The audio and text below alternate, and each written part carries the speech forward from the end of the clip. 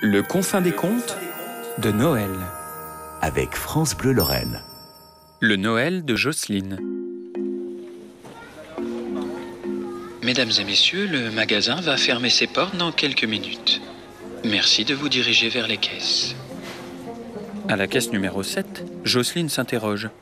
Et pourquoi est-ce qu'il y a autant de monde au supermarché un 24 décembre à 19h? Les gens ne devraient-ils pas être déjà chez eux avec leurs enfants? Devant sa caisse, la file s'allonge. C'est que toutes les autres caissières ont déjà filé. Elle voit les responsables de rayon partir vers les vestiaires, de bonne humeur, certains bras dessus, bras dessous. Même les gars de la Sécu ont mis un bonnet de Père Noël sur la tête aujourd'hui. Jocelyne est toujours volontaire pour ce genre de soirée. À 50 ans passés, il y a longtemps qu'elle ne fête plus Noël avec ses enfants. Il passe la voir rapidement, le 26 ou le 27, lui offrant une cadeau-box bien-être qu'elle n'utilise jamais. Bien-être, tu parles.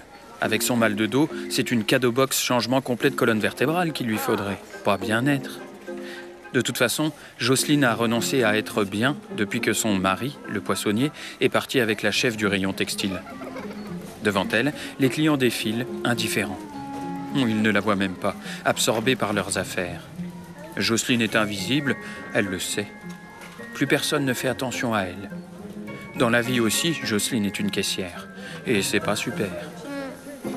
Allez, le dernier client emballe le dernier article dans son sac en plastique recyclé, le gars de la Sécu le suit et ferme la porte derrière lui. Ah, Jocelyne en a plein le dos. Elle ramasse la monnaie restée sur la caisse devant elle, mais une pièce de 20 centimes part rouler sous sa chaise. Oh non, il faut la rattraper, sinon du gommier, le comptable va encore l'embêter. Le temps qu'elle se baisse, le sécuman passe devant la caisse et la croit déjà partie. Lorsque Jocelyne se redresse enfin victorieusement, la petite pièce dans la main, les néons du magasin s'éteignent d'un coup. Le son d'une porte qui claque résonne au loin.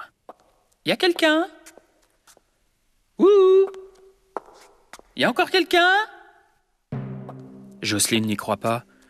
Elle se sait invisible, mais à ce point-là. En plus, son téléphone portable est coincé dans son casier et les vestiaires sont fermés à clé la nuit. À tâtons, elle se rend au rayon quincaillerie pour y trouver une lampe de poche et des piles. Ah voilà, elle promène le faisceau lentement sur les rayons, regardant les masses de marchandises inanimées, comme rendues molles par l'auréole de lumière jaunâtre. Eh bien, ma Jocelyne, te voilà dans la peau d'une cambrioleuse. Par acquis de conscience, la caissière va jusqu'au bureau, situé en surplomb de la petite galerie marchande, mais tout est éteint. On l'a bel et bien enfermée dans le magasin. Jocelyne va devoir passer le réveillon de Noël ici. Résignée, elle s'affale sur une chaise de jardin en plastique à 19,90 €. Il se passe du temps, peut-être 1 heure, avant que le ventre de Jocelyne ne se mette à gargouiller. « Oh, fichtre !» s'exclame-t-elle. « C'est que je n'ai rien prévu à manger. » Ce n'est pas grave, Jocelyne prend un paquet de M&M's au rayon des confiseries, elle l'encaissera demain matin à l'ouverture. Tout en mangeant ses chocolats, Jocelyne fait le tour du magasin avec sa lampe. Elle découvre des coins qu'elle ne connaissait pas. Le rayon jardin, avec ses paquets de semences bariolées. Le rayon sport, avec les nouveaux maillots du club de la ville. Tiens, remarque Jocelyne, ils ont changé de logo. Ils ont choisi un sapin mal dessiné, c'est sûrement pour la période de Noël. Et puis le rayon puériculture où Jocelyne s'attarde. Elle ne peut s'empêcher de penser à ses bébés à elle, devenus de si grands dadais. Elle renifle les bodys, caresse les doudous du bout de la main. Et puis se sent envahie par une immense mélancolie. La vie passe si vite.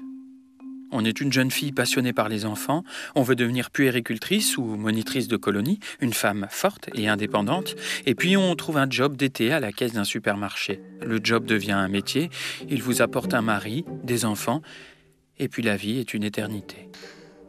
Et dans tout ça, qu'est-ce qu'on décide ? Qu'est-ce qu'on choisit ?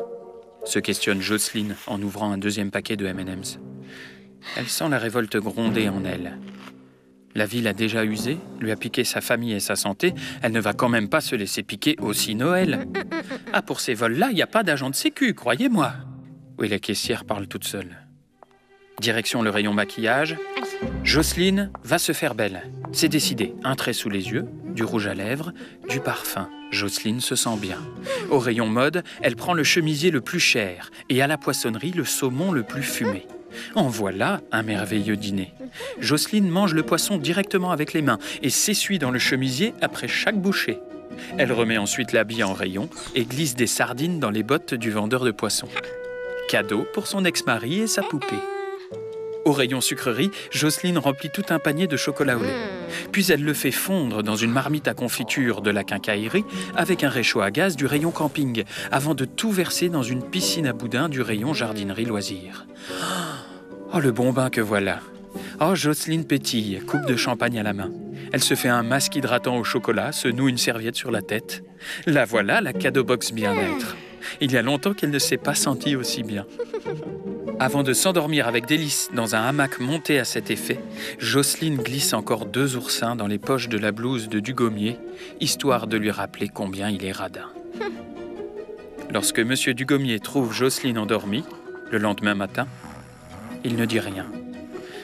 Il range discrètement les articles dérangés, les comptabilise sur la marge d'articles défectueux ou volés, puis réveille discrètement la caissière, avec un seul souci en tête, pourvu qu'elle ne lui demande pas de compter la nuit passée en heures supplémentaires. Le confin des contes de Noël. Avec France Bleu Lorraine.